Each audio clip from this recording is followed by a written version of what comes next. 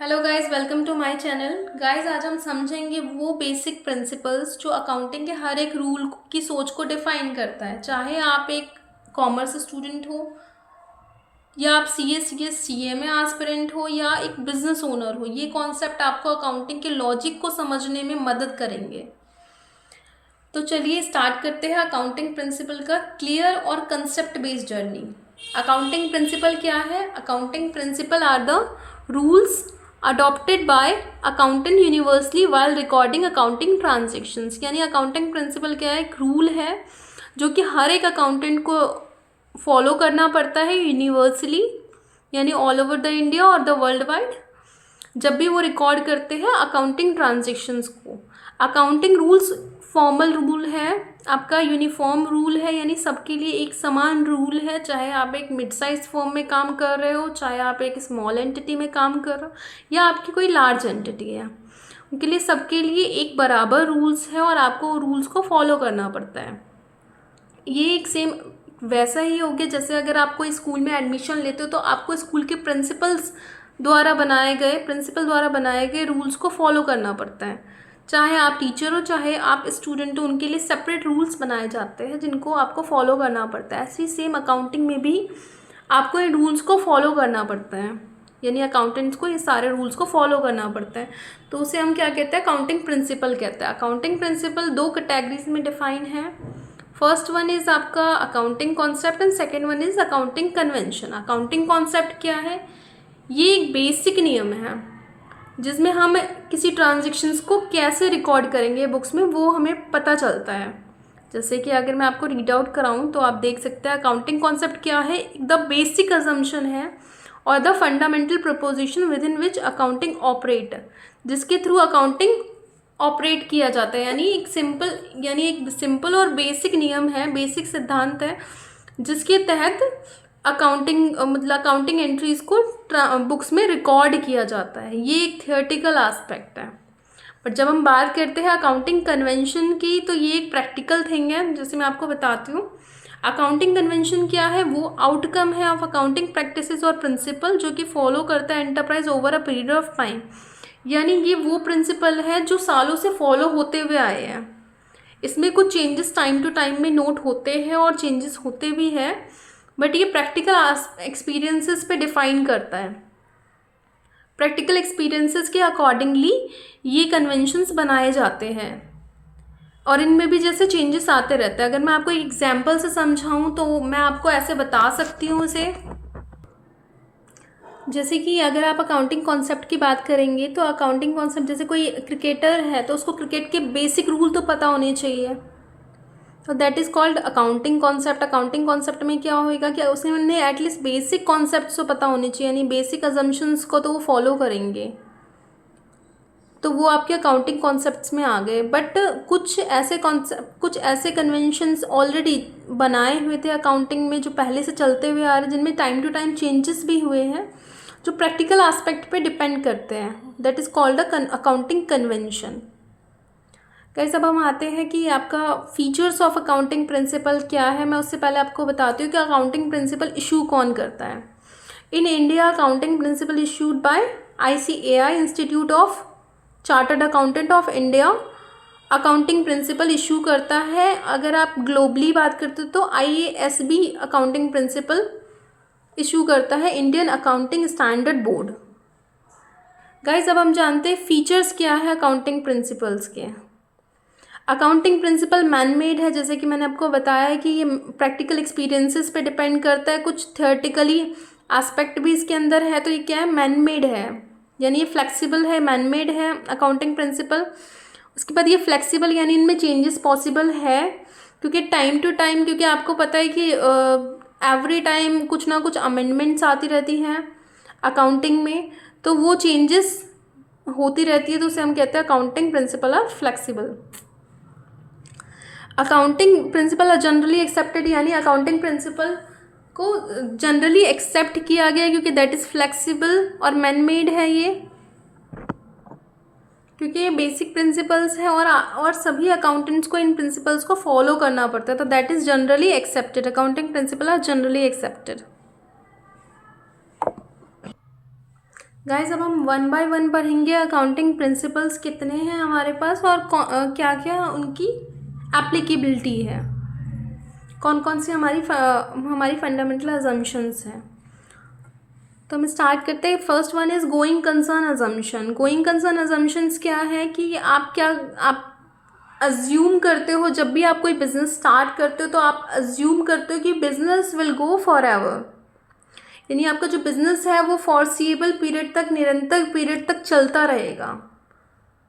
क्योंकि आप कभी भी कोई बिजनेस ऐसे स्टार्ट नहीं करते हो कि आज हमने स्टार्ट किया हम इसे कल को बंद कर देंगे, क्योंकि आपको पता है कि ह्यूज कैपिटल एक्सपेंडिचर उस बिज़नेस में इनकर होता है और उसकी रिकवरी के लिए एटलीस्ट आपको उतना टाइम तो रुकना पड़ता है। तो आप कभी भी जब बिज़नेस स्टार्ट करते हो तो आप ये सोच के स्टार्ट करते हो कि आपका जो बिज़नेस है वो फॉर एवर चलेगा।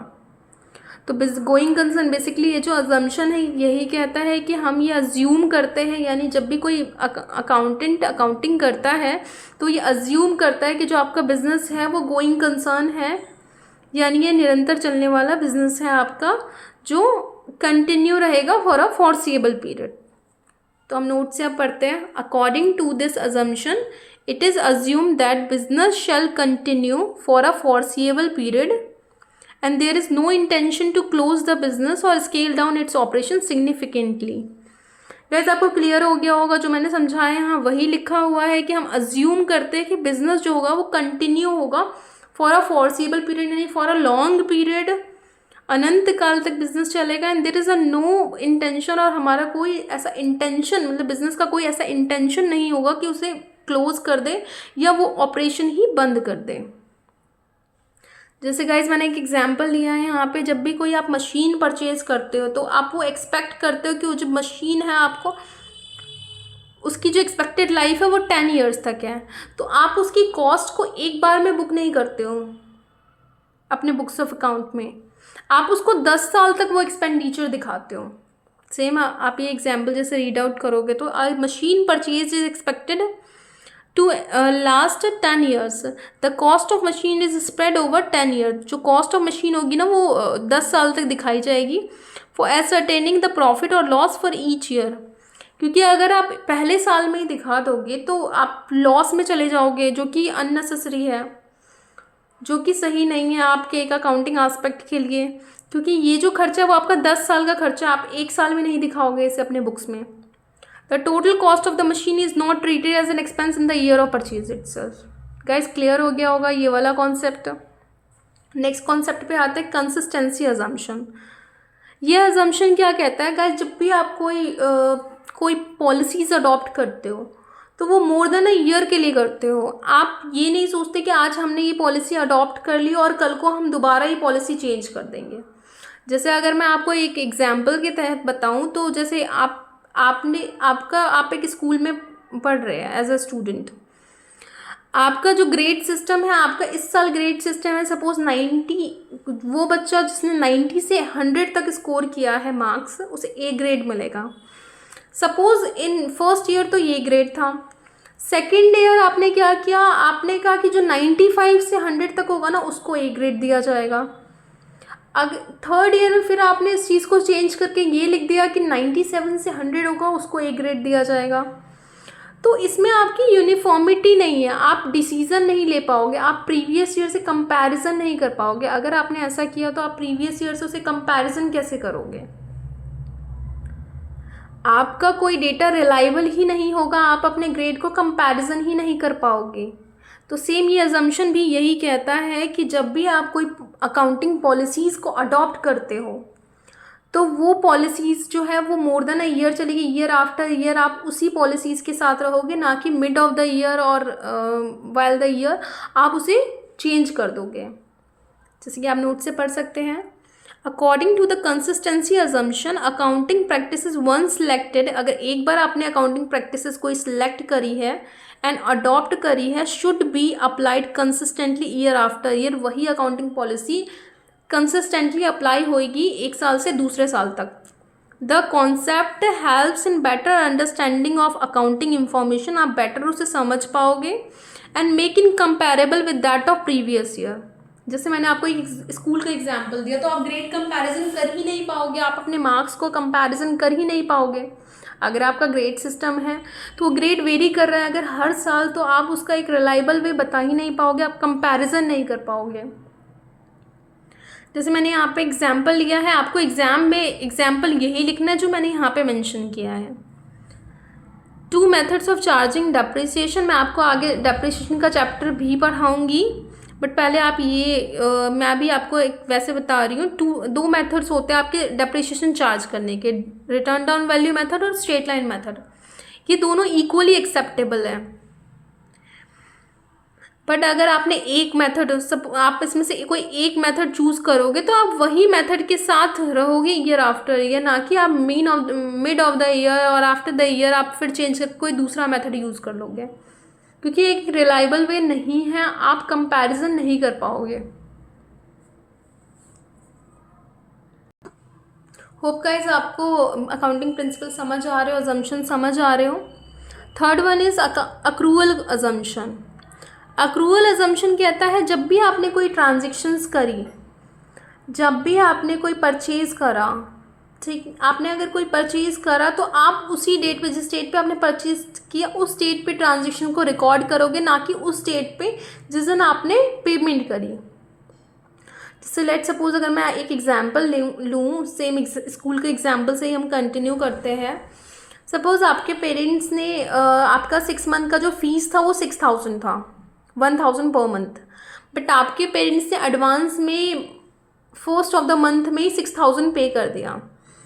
तो अब स्कूल इस एक्सपेंस को कैसे रिकॉर्ड करेगी, मतलब स्कूल इस इनकम को कैसे रिकॉर्ड करेगी? स्कूल इस इनकम को रिकॉर्ड करेगी पर मंथ वाइज, यानी 1000 फॉर अ मंथ वाइज, जैसे जैसे उन्होंने आपको पढ़ाया, ना कि ये कि आपने 6000 रुपीज़, मतलब आपके पेरेंट्स ने 6000 रुपीज़ एज ए एडवांस दे दिया, वो ना दिखा के आप वो हर मंथ का अपना इनकम दिखाएगी 1000 1000 एंड 1000। सेम ये अक्रूवल असम्पशन यही कहता है, जब भी आपने कोई सेल करी तो जिस दिन आपने गुड्स एक्चुअल में डिलीवर करा उस दिन के डेट पे आप अपने बुक्स में एंट्री करोगे, ना कि उस दिन जिस दिन आपको उसके अगेंस्ट में पैसे रिसीव हुए। चल पढ़ते हैं अब इसे नोट से, आपको ज़्यादा क्लियर होगा। According to accrual assumption a transaction is recorded at the time at the books of account in the books of account at the time when it is entered. यानी अक्रूवल कॉन्सेप्ट कहता है transactions आप record करोगे books of account में कब? जब आपने उस ट्रांजेक्शन में एंटर करा है, ना कि तब, not when the settlement take place, ना कि तब जब आपको उसके अगेंस्ट में पैसे रिसीव हुए हैं या आपने पेमेंट की है। Thus revenue is recognise when it is realised. Revenue तब रिकॉग्नाइज होगा जब वो रियलाइज होगा, that is when sale is complete और सर्विसेज इज रेंडर्ड। जब आपने सेल कंप्लीट करी या आपने सर्विसेज दी, उस दिन आप रिकॉर्ड करोगे अपने बुक्स में एंट्री, ना कि उस दिन जिस दिन उसके अगेंस्ट में आपको कैश रिसीव हुआ है। क्लियर है आपको? एग्जाम्पल मैंने लिया है यहाँ पे, same example, if XYZ makes a sale of goods to Y limited. अगर XYZ सेल करता है गुड्स वाई लिमिटेड को ऑन 28 सितंबर 2025 50,000 का, on a credit of 2 month, 2 महीने के क्रेडिट पे, यानी 2 महीने बाद XYZ पेमेंट करेगा, मतलब वाई लिमिटेड 2 मंथ बाद XYZ को पेमेंट करेगा। तो सेल रिकॉर्डेड, सेल हम कब रिकॉर्ड करेंगे? 28 सितंबर को, ना कि उस दिन जिस दिन हमें पैसे रिसीव हुए हैं। Right? Hope you guys clear.